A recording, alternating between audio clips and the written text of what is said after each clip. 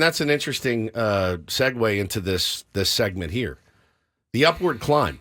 Did the San Diego Padres go too far too fast? Did they go all in too quickly? I think the answer to that is a resounding yes. I think they did. And I think that there are factors that maybe other teams didn't have. And I think the health of our owner was a big factor in wanting to win, wanting to try.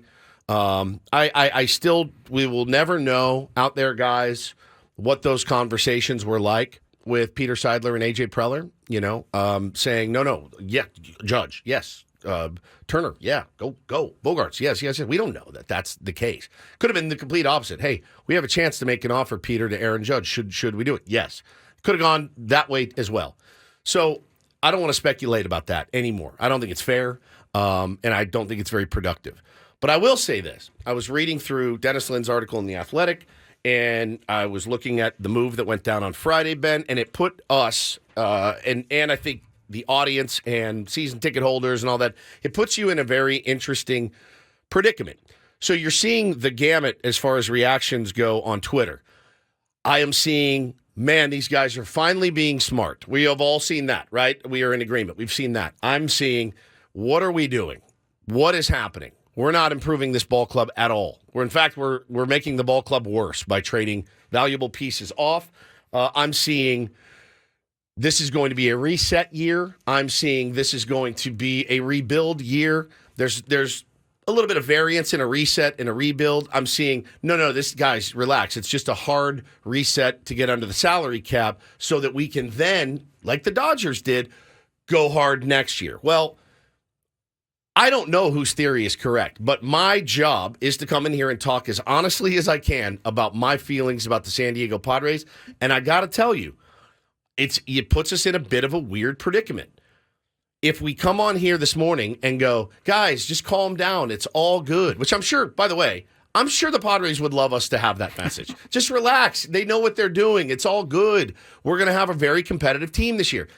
I can't in good conscience come in here and say that with 100% certainty that they are going to have a good team. I thought last year was going to be a good team, and if they weren't, I don't see how you're going to get better. I also understand that the game of baseball is very weird. It's very fickle. You got to see how it plays out sometimes, but I can't really in good conscience. We can't come on here for 4 hours and just be like, hey, guys, we just got to wait and see how it plays out. Well, no, you can't. And I can't come on here this morning and say, hey, everyone needs to take a deep breath, relax. The reason that we can't is because we haven't heard what the plan is. And I think that fans, honestly, given some time to process and digest it, would actually be okay if someone came on these airwaves and said, all right, so I'm not going to tell you who we're going after, obviously, because I'm not going to reveal our cards. We want to stay under this. We do want to reset. There are guys we like next year. This is kind of our target of where we want to be. Will we go over it a little bit? Sure. It's all speculation. Dennis is speculating they're going to be at 185 or 205. That's a big gap. That's a huge gap. So none of us really know. And so I don't know how to feel. I don't want to come on here and tell you guys, relax, dude. It's going to be fine. There's still so much time left. We have so many free agents left to go get. I can't say that they're going to be in the market for those guys. Oh, and by the way, if today they go out and sign Cody Bellinger for $230 million, I'm going to go, all right, what's the plan again? What's the plan again? Because now it doesn't feel like we're sticking to the plan. So just coming on to tell you, you're not wrong, I'm not wrong, nobody knows how to feel because no one's talking. I was going to say, out of all those scenarios that you laid out or the way fans are feeling where it's, this is smart, to people panicking, to what the hell is going on, right. I feel like I'm a little bit of all of those. Got a little taste feelings. Of each. Yeah, honestly, I didn't bring up the rising expectations for the extravaganza with the intent of making the connection to the San Diego Padres, but in some ways, they are now victims of their own, raised expectations. They're the ones who raised expectations, did a great job of that over the last few years. But when you do that, you can have, and the Padres will almost certainly have. We don't know what the payroll will be, but I can almost with 100% certainty tell you it will be the third highest payroll in Padres history this year. That's they can't accurate. really get lower than that. Correct. Looks like they're not going to go higher than the last 2 years. So it will almost certainly be the third highest payroll in franchise history this year. And that's going to disappoint a lot of their fan base. That's going to be looked as a step back, a retraction, less competitive, and it's going to disappoint some people. But, the numbers are the numbers, and they're still going to spend a lot of money on superstars who will be on the field, which we would have a few years ago been through the moon and going, I can't believe the Padres are doing this. Had they gone a little bit slower in their incremental expectations over the last few years and then hit a high this year of $180 million, we would be dancing in the streets of San Diego at the moment. For sure, but it's not how it played out. No. And so you can't. So Chris makes a great point. The bummer of this offseason is that the moves being made are to address missteps of the last 1 to 4 years. Further puts the magnifying glass on how much 2023 sucked and was a flop. Yeah, nobody's denying that. So you try to get some comments from someone at the top. Eric Katsenda is, again, an unknown until about 8 weeks ago in this city. And now everybody's like, where is he? Who is he? How's he going to run the team? Is he running the team?